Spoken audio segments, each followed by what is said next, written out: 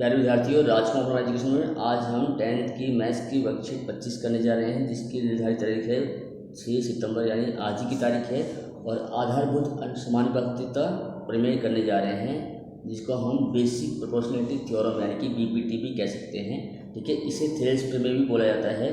इसका कथन क्या है? यदि किसी त्रिभुज की एक भुजा के समांतर अन्य दो भुजाओं के भिन्न भिन्न बिंदुओं पर प्रतिच्छेद करने के लिए एक रेखा खींची जाए तो यह अन्य दो भुजाएं एक अनुपात में विभाजित हो जाती है। ओके, दिया है त्रिभुज एबीसी में डी ई समांतर बीसी। सिद्ध करना है क्या है कि ए डी अपॉन में बी डी बराबर है ए ई अपॉन में ई सी। रचना के लिए बी ई और सी डी को मिलाइए या बी डी। अब आप क्या करोगे, बी ई त्रिभुज बनाने के बाद बी ई और सी डी को मिला देना। ठीक है, और D M perpendicular to A C खींचना और N E perpendicular to A B खींचिए। ठीक है, उपपत्ति में क्षेत्रफल ए डी ई का अनुपात क्या होगा? ये ए डी जो ई जो है इसका आधा क्या होगा? 1/2 आधा गुना ऊंचाई होता है, यानी कि 1/2 क्या है? 1/2 के साथ गुना होगा ए डी। ए डी क्यों? आधार है ये, और इस पे लंब है क्या? N E. ठीक है, तो A D upon 1/2 A D into E N या एन ई एक ही बात है। इसी प्रकार बी डी ई देखिए, क्योंकि उसी लाइन पे आगे बी डी आता है, तो बी डी को बेस मानते हैं तो उसकी हाइट भी एन ई ही रहेगी। तो इसका बी डी ई का क्षेत्रफल क्या होगा? 1/2 D B into E N. ठीक है, इस प्रकार आगे उसे बढ़ते हैं। आगे स्टेप में क्या होगा? क्षेत्रफल ए डी ई अपॉन में बी डी ई क्या हो जाएगा? 1/2 A D into E N, ये हो गया ए डी ई का क्षेत्रफल, और 1/2 अपॉन में 1/2 B D into E N, ये हो जाएगा बी डी ई क्षेत्रफल। इसमें ई एन कैंसिल हो जाएगा और 1/2 भी कैंसिल हो जाएगा, तो बचा क्या? ए डी अपॉन में डी बी। ठीक है, तो इस प्रकार से हमें प्राप्त क्या हुआ कि क्षेत्रफल ए डी ई अपॉन में क्षेत्रफल बी डी ई बराबर है ए डी अपॉन में D B. This is equation number 1। Okay, similarly हम अगर ए सी को बेस ले लेते हैं, ए सी में ए ई बेस होगा तो डी एम जो है परपेंडिकुलर होगा। ठीक है, तो परपेंडिकुलर है तो इसका मतलब इसका भी सेम रेशो आएगा क्या? ए की क्षेत्र में ए डी ई अपॉन में क्षेत्र में डी ई सी का क्षेत्र हो जाएगा ए 1/2 ए ई अपॉन में डी एम। ऐसे ही इधर क्या 1/2 एन ई सी अपॉन में डी एम, तो यहाँ भी कैंसिल हो जाएगा डी एम और 1/2, और बचेगा ए ई अपॉन में ई सी। ठीक है, अब देखिए बी डी ई और डी ई सी एक ही आधार तथा आधार क्या है? डी ई तथा समांतर रेखाओं बी सी और डी ई के बीच बने हुए दो त्रिभुज हैं। याद रखना है, जब कोई त्रिभुज एक ही आधार और सेम समांतर रेखाओं के मध्य बने होते हैं तो उनका क्षेत्रफल बराबर होता है। तो ये यहाँ भी ऐसे ही बी डी ई और डी ई सी का क्षेत्रफल बराबर हो गया। तो समीकरण 2 नंबर देते, एक नंबर दिया हो गया, 2 नंबर ये हो गया और तीसरा नंबर हो गया। समीकरण 1, 2 और 3 से हमें क्या प्राप्त होगा कि ए डी अपॉन में बी डी ये आ गया इक्वल टू होगा ए ई अपॉन में ई सी। तो इस प्रकार ये सिद्ध हो गया। ठीक है, इसी को आगे बढ़ाएं तो ए डी अपॉन में ए बी हो जाएगा बराबर ए ई अपॉन में ए सी। ठीक है, चलिए आगे बढ़ते हैं। आगे देखिए, आधारभूत समानुपातिकता प्रमेय का विलोम। उसका विलोम क्या है? यदि कोई रेखा किसी त्रिभुज की दो अन्य भुजाओं को समान अनुपात में विभाजित करें तो वह त्रिभुज की तीसरी भुजाओं से समांतर होती है। अर्थात त्रिभुज एबीसी में भुजाएं इस अनुपात यानी ए डी अपॉन में डी बी बराबर है ए ई अपॉन में ए सी होता है, तो डी ई समांतर बी सी होगा। देखो बेटा, ये कहलाती है आधारभूत समानुपातिकता प्रमेय का विलोम, ये कन्वर्स उसका। ठीक है, अब इसमें एक उदाहरण देगा। दी गई आकृति में x का मान ज्ञात कीजिए। इस x का मान ज्ञात करना है। ठीक है, ओके, और जिसमें डी ई समांतर बी सी, ये डी ई समांतर है बी सी के, दिस इज डी और जिसे ई। ठीक है, ये डी ई है। तो अब इसे हम हल करेंगे। देखिए बेटा डी ई समांतर बी सी है, इसका मतलब ए डी अपन में बी डी इक्वल टू होगा ए ई अपन में ई सी। ये देखिए बीपीटी द्वारा, तो इसका मतलब एक्स अपन में 3x प्लस 4, यानी कि एक्स ये रहा अपन में 3x प्लस 4 ये रहा, इक्वल टू होगा x प्लस 3 अपन में 3x प्लस 19।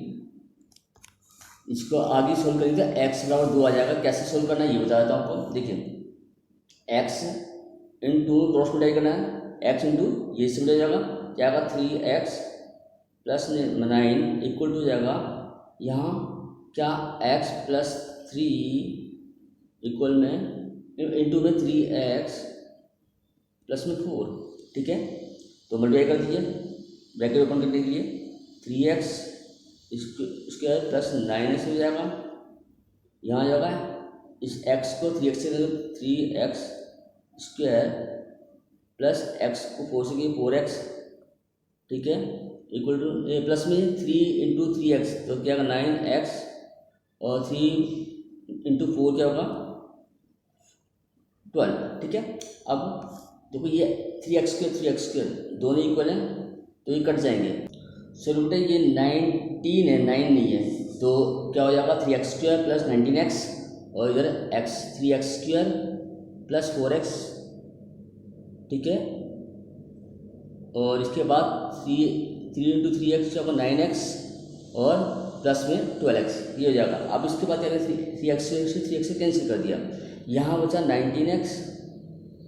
ठीक है, यहाँ 4x प्लस 9x 13x हो जाएगा, 13x यहाँ के माइनस हो जाएगा। ठीक है, वहाँ बचा 12। ठीक है, तो ये जाएगा 6x इक्वल टू 12, तो x क्या हो गया 12/6, ये कैंसिल कर देंगे आएगा 2, तो यानी कि x जो आएगा वो 2 आ गया, यही यहाँ पे दिया हुआ। ओके, चलिए आगे बढ़ते हैं। उदाहरण नंबर 2 देखिए, इसमें त्रिभुज ABC में भुजाएं AB और AC, भुजाएं AB और AC क्रमशः बिंदुओं D और E पर रेखा द्वारा प्रतिच्छेदित होती है। ठीक है, जो भुजा BC के समांतर, ये भुजा BC के समांतर है, तो सिद्ध करना है AD अपॉन में AB बराबर है AE अपॉन में AC।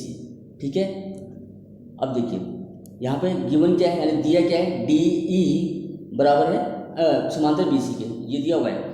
इसका मतलब बीपीटी के कन्वर्स के अकॉर्डिंग यानी विलोम के अकॉर्डिंग क्या होगा AD अपॉन में DB बराबर है AE अपॉन में EC। ठीक है, इसका आप व्युत्क्रम लिखते हैं तो क्या होगा DB अपॉन में AD जाएगा और EC अपॉन में AE हो जाएगा। ये देखिए हो गया ना। अब दोनों एक जोड़ देंगे, एक जोड़ने पे जाएगा DB प्लस AD अपॉन में AD। ठीक है, ऐसे ही EC प्लस AE अपॉन में AE।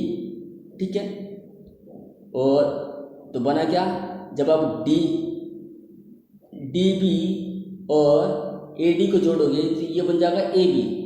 ओके, ऐसे ही जब आप EC और AE को जोड़ोगे तो बन जाएगा AC, तो यानी बन गया AB अपॉन में AD equal to AC upon में AE। ओके, कोई दिक्कत इसमें? अच्छा, ये हो गया, आपने क्या किया,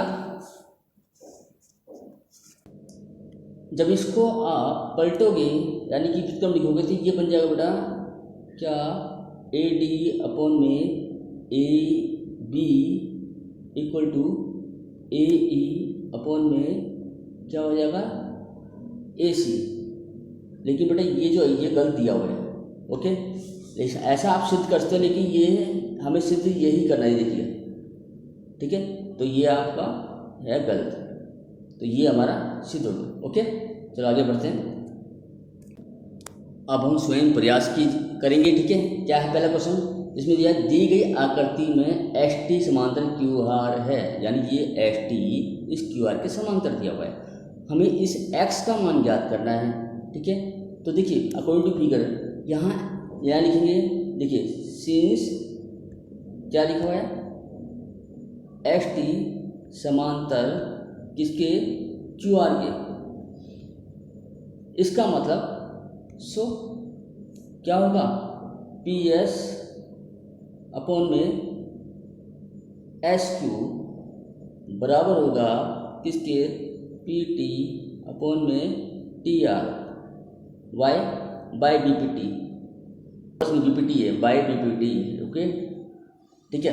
अब आप क्या करोगे, यहाँ पी एस दिया हुआ है कितना, पी एस दिया हुआ है एक्स और एस क्यू की दिया 7.2 इक्वल होगा क्या 1.8 अपॉन में 5.4। आप इस डेसिमल को डेसिमल से हटा सकते हैं तो क्या आएगा, x बराबर क्या जाएगा, x इंटू जाएगा 18 अपॉन में 54 इंटू क्या 7.2, ठीक है। तो ये कैंसिल हो गया आपका, किससे जाएगा ये 18 3 जा, ओके 18 3 जा 54 होता है, और फिर इस 3 से भी इसको कैंसिल कर देंगे, 3 2 जा 6 पॉइंट लगाएंगे और फिर 3 4 जा 12। तो इसका मतलब x जो हुआ वो क्या होगा 2.4। तो बच्चों जो x की वैल्यू आई है वो आई है 2.4, ठीक है। तो इस प्रकार हमने पहला क्वेश्चन कंप्लीट कर लिया है, x की वैल्यू 2.4 आ गई है, ठीक है। अब आगे देखिए अगला क्वेश्चन, थेल्स प्रमेय यानी कि आधारभूत समानुपातिकता प्रमेय का कथन लिखिए और सिद्ध कीजिए। बेटा ये जो ऑलरेडी जो है कथन और थ्योरम आपको सिद्ध करके दिखाई गई, देखो ये, तो आप इसे बच्चों बड़ी लगन से तरीके से इसे याद कीजिए और इसे दोबारा लिख डालिए, बहुत ही इंपॉर्टेंट थ्योरम है ये दोनों के दोनों, ठीक है। तो आज हमने ये वर्कशीट कंप्लीट कर ली है। आशा करता हूँ आपको ये वर्कशीट समझ में आई होगी, हमारी वीडियो समझ आई होगी। हमारी वीडियो अगर आपको पसंद आई तो इसे जरूर लाइक कीजिए, कमेंट्स कीजिए और अन्य लोगों को भी इसे शेयर कीजिए, ओके। धन्यवाद।